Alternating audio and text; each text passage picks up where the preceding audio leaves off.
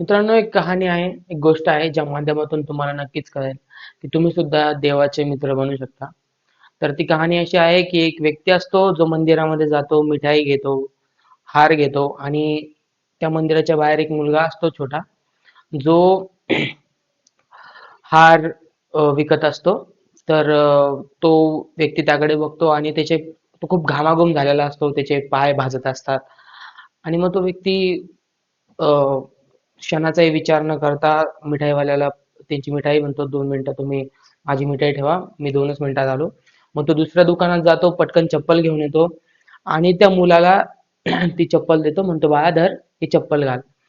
तर तो मुलगा त्याला पकडतो, त्या व्यक्तीला म्हणतो, तुम्ही श्रीकृष्ण भगवान आहात ना? तो म्हणतो नाही, मी श्रीकृष्ण भगवान नाहीये.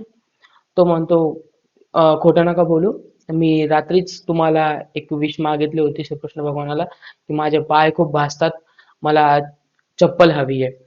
तर तुम्ही श्रीकृष्ण भगवानच आहात ना, मी कोणाला सांगणार नाही.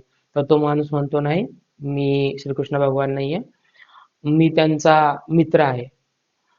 तर तो मुलगा त्या व्यक्तीच्या पटकन पाया पडतो आणि मग तो व्यक्ती ती मिठाई घेतो, हार घेतो आणि मंदिरात चालला जातो. तर मित्रांनो, दुसऱ्यांची मदत करून तुम्ही सुद्धा देवाचे मित्र बनू शकता. जय श्री कृष्ण.